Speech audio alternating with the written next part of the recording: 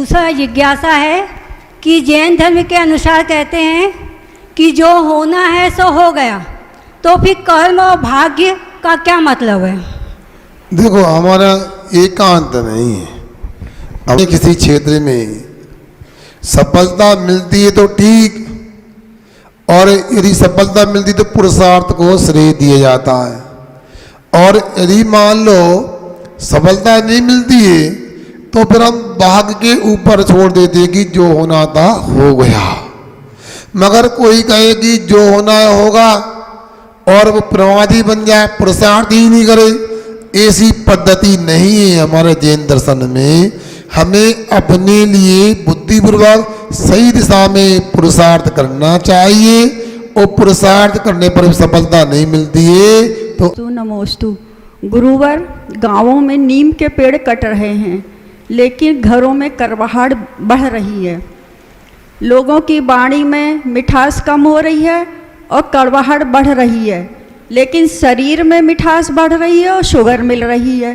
कृपया इसका समाधान कीजिए। हमें शंका की क्या है, कविता सुनाई। घरों में करवाहट बढ़ रही, ये देखो कुछ काल का प्रभाव भी ऐसा है, जो नहीं होना चाहिए वो हो रहा है, जो होना चाहिए वो नहीं हो रहा है। इसका कारण एक यही भी है कि जो संस्कार पूर्व में मिला करते थे वो आज मिलना बंद हो गए, और जहाँ संस्कार नहीं मिलती वहाँ आप जाने लगे हैं। जितने भी विद्यालय हैं, महाविद्यालय, विश्वविद्यालय हैं, यहाँ पर कोई भी प्रेम वात्सल्य की बातें जो पहले सिखाई जाती थी अब नहीं सिखाते थे, और बड़ों का सम्मान आदि करना, नैतिक शिक्षा की बातें पढ़ाती नहीं। इसलिए एक गड़बड़ी हो रही है। आप लोगों को विद्यालय, महाविद्यालय, विश्वविद्यालय में बच्चों को भेजिए, हम मना नहीं कर रहे। आज तो और विशेष रूप से आवश्यकता यह है, इन सब के पहले बच्चों को हमारी संस्कार दायनी पाठशाला में जरूर भेजें।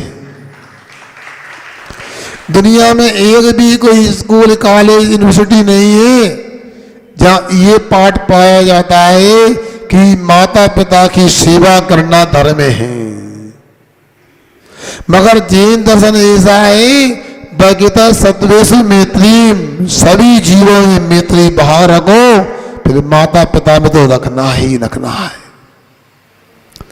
पहले के लोग जो होते थे अपना समय निश्चित होता था, दिन में काम प्रारंभ करते थे, दिन में समाप्त होता था।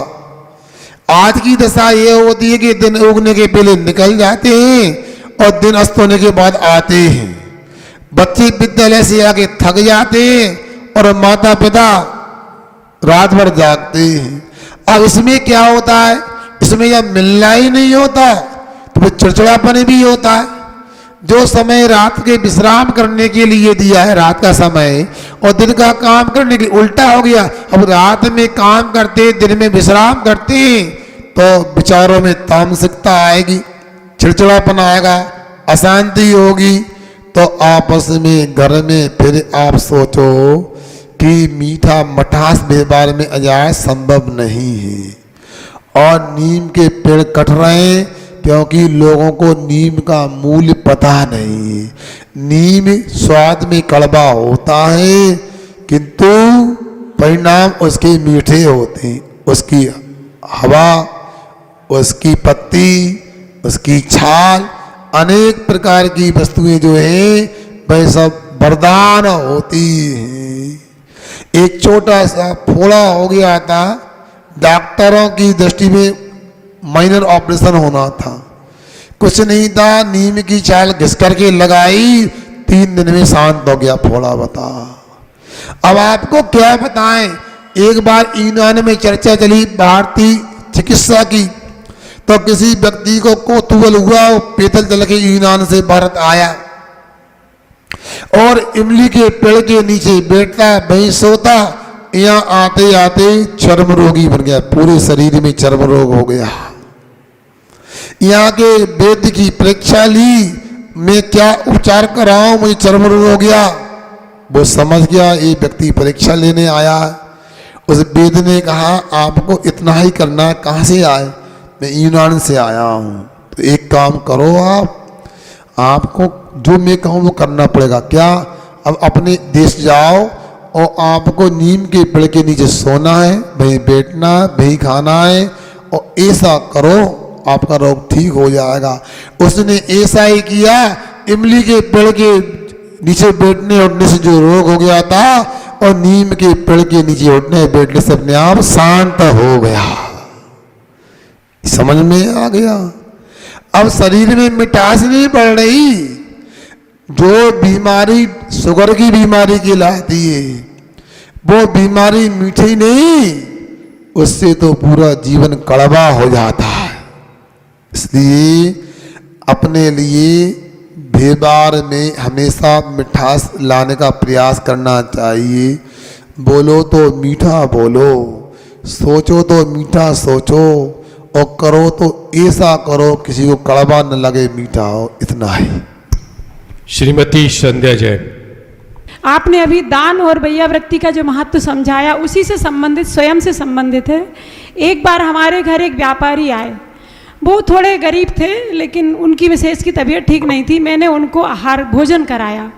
उन्होंने भोजन के बदले में 10 किलो चावल मेरे घर भेज दिया।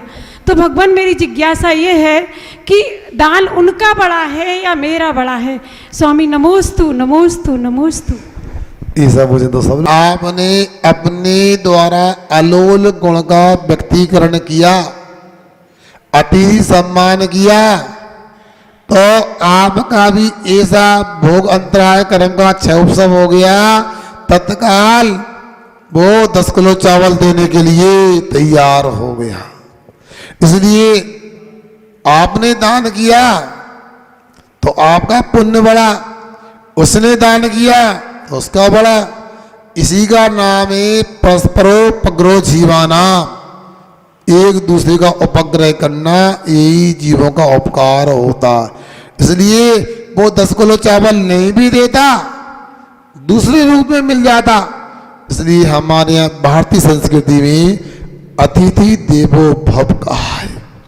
अतिथि देव होता है, मतलब उसके निमित्त से सब कुछ मिल जाया करता है। इतना जानना चाहिए बस। जिन वाणी के ज्ञान से सूझे लोकालोक।